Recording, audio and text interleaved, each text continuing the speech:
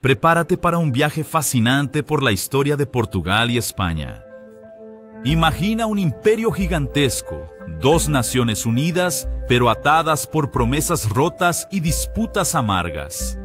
¿Cómo condujo un rey desaparecido en Marruecos a Portugal a una de las alianzas más turbulentas de Europa? ¿Y por qué esta unión, que parecía incomparable, rápidamente se convirtió en un desastre histórico, después de la muerte y desaparición del cuerpo de Don Sebastián en 1578, en medio de la batalla de Alcácer Quibir, en Marruecos? Portugal quedó sin herederos directos al trono. En una crisis de sucesión, Felipe II de España, con lazos familiares a la dinastía portuguesa, reivindicó el trono, y en 1580, Portugal fue unido a España bajo la corona de los Habsburgo. La promesa inicial de Felipe II era respetar la autonomía de Portugal, manteniendo la moneda, las leyes e incluso el idioma portugués para evitar un choque directo. Pero ¿serían suficientes esas promesas? Con la Unión Ibérica establecida, Portugal y España ahora compartían un imperio gigantesco que se extendía desde América hasta Asia, pasando por África. Sin embargo, esa unión rápidamente trajo desafíos. El Tratado de Windsor, firmado en 1386, mantenía una sólida alianza entre Portugal e Inglaterra. Ahora, este pacto sería puesto a prueba. La amistad entre los dos países se debilitó, ya que apoyar a Portugal significaba en la práctica apoyar a España, enemiga de Inglaterra. La pérdida de este aliado histórico impactó las colonias portuguesas, y los enemigos de España se convirtieron también en enemigos de Portugal. Con la alianza entre Portugal e Inglaterra debilitada, potencias como Francia y los Países Bajos intensificaron ataques a las posesiones portuguesas, con el objetivo de desestabilizar el imperio. Colonias estratégicas como Brasil, las Indias Orientales y fortalezas en África se convirtieron en objetivos. Estos ataques afectaron profundamente la economía portuguesa y generaron gran descontento, especialmente entre la nobleza y los comerciantes. La autonomía prometida por la corona española se convirtió para muchos portugueses en una mera formalidad. Mientras el país se enfrentaba a amenazas y desafíos crecientes en sus colonias y rutas comerciales, cada nuevo ataque enemigo en las colonias reforzaba la idea de que Portugal necesitaba recuperar su poder y autonomía, creando un sentimiento cada vez más fuerte de que esta unión con España estaba lejos de ser beneficiosa. Pero ¿fue este realmente el punto clave de la ruptura entre las dos naciones? Cuando Felipe III asumió el trono en 1598, Portugal ya vivía un periodo de descontento creciente con la Unión Ibérica. El nuevo monarca español, más centrado en los asuntos internos de su reino, se mostró desinteresado en las promesas de autonomía hechas a Portugal por su padre, Felipe II. Durante su gobierno, Felipe III inició una serie de políticas que perjudicaron aún más la relación entre los dos reinos, llevando el descontento a niveles críticos. Una de las medidas que más enfureció a la nobleza y a los comerciantes portugueses fue el aumento de impuestos. Portugal, que siempre había mantenido cierta independencia fiscal, ahora se veía obligado a contribuir para cubrir los gastos militares de España, especialmente en las guerras libradas contra Inglaterra y los Países Bajos. Los impuestos presionaron fuertemente la economía portuguesa, afectando desde los mercaderes hasta los ciudadanos comunes, y mucho más. Muchas personas comenzaron a ver al gobierno español como un obstáculo para el desarrollo económico del país.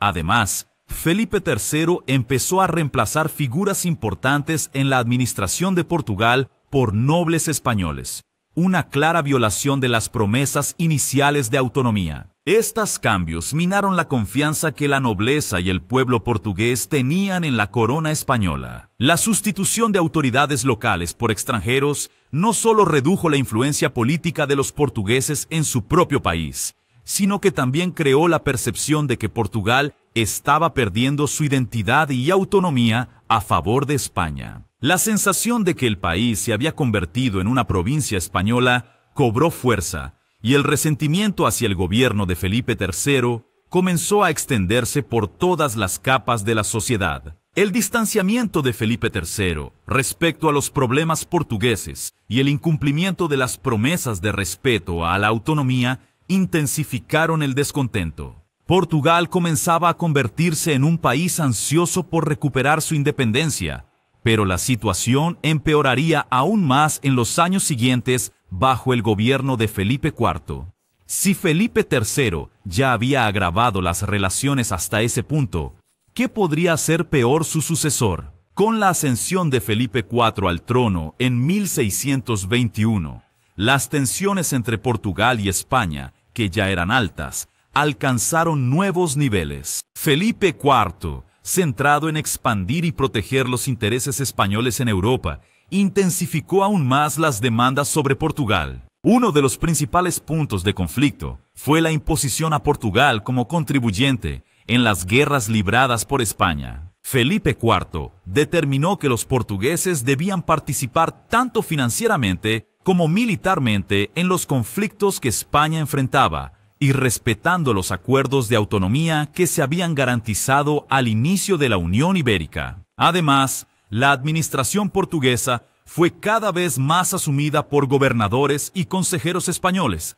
removiendo a los portugueses de los cargos de decisión y consolidando la presencia española en las principales instancias de poder. La nobleza, que hasta ese momento había sido uno de los principales aliados de la corona española, comenzó a sentir el impacto de estas políticas centralizadoras y a darse cuenta de que su propio prestigio e influencia estaban en riesgo. En paralelo, el propio pueblo portugués, que veía sus impuestos dirigidos a financiar guerras que no les beneficiaban, comenzó a oponerse más intensamente a la presencia española. Este resentimiento culminó en un fuerte sentimiento de resistencia entre los portugueses, que ya no veían más la unión como una asociación, sino como una ocupación impuesta. Portugal, cada vez más aislado y marginado en la administración de sus propios intereses, estaba cercano a un punto de ruptura.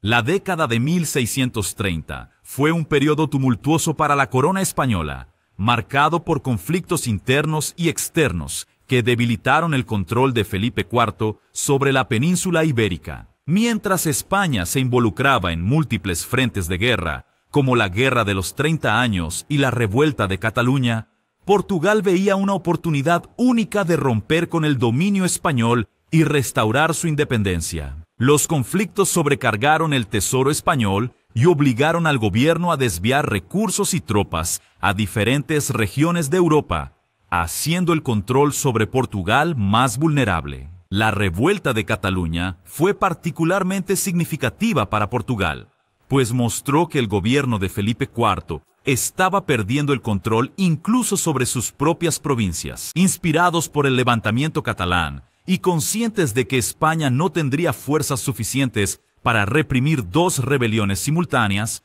muchos nobles portugueses empezaron a discutir abiertamente la idea de un movimiento de liberación. Así, Portugal se preparaba para un levantamiento decisivo, y los nobles planearon cuidadosamente el golpe que resultaría en la independencia. El 1 de diciembre de 1640, un grupo de nobles portugueses, conocido como los 40 Conjurados, inició la revuelta que sellaría el destino de Portugal. Organizados y decididos, estos nobles marcharon hasta el palacio en Lisboa, donde se encontraba Margarita de Saboya, la duquesa de Mantua, que gobernaba el reino en nombre de Felipe IV. Ella, acompañada de su secretario, Miguel de Vasconcelos, un colaborador español que era ampliamente odiado por el pueblo portugués, era la principal representante del dominio español en tierras portuguesas.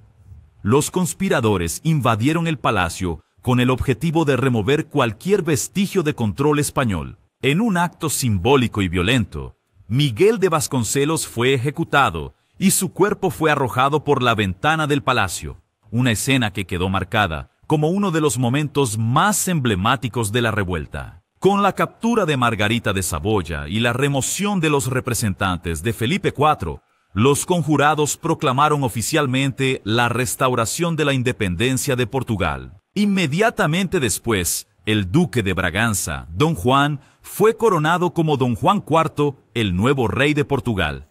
Su ascenso fue ampliamente celebrado en todo el país, ya que simbolizaba la recuperación de la autonomía y el rechazo definitivo del dominio español. La revuelta de 1640 fue el punto de inicio de la Guerra de Restauración, que se extendería por casi 3 décadas. Portugal sabía que el camino hacia la paz definitiva sería largo, pues España, aún debilitada, seguía siendo una potencia militar. Durante los 28 años siguientes, Portugal y España libraron batallas en varias regiones de la península ibérica. Este conflicto se caracterizó por una serie de pequeños combates y batallas en las fronteras, en las cuales el ejército portugués demostró gran resiliencia al enfrentar a un oponente todavía militarmente poderoso.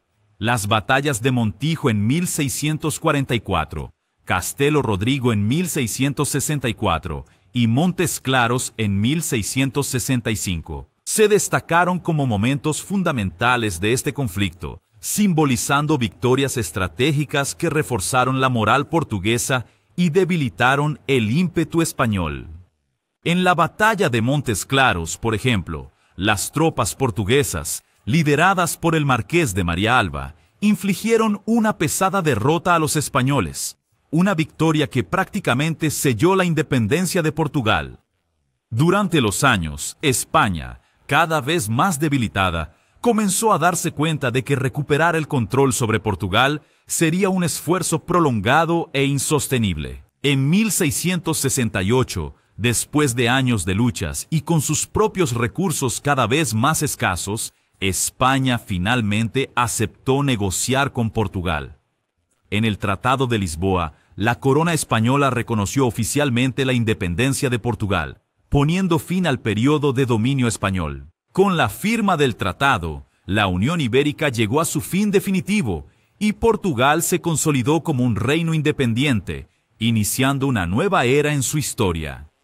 El Tratado de Lisboa, en 1668, no solo marcó la independencia de Portugal, fue el punto final de una unión que nunca debería haber existido, y más que eso, mostró al mundo que la identidad de un pueblo es más fuerte que cualquier corona.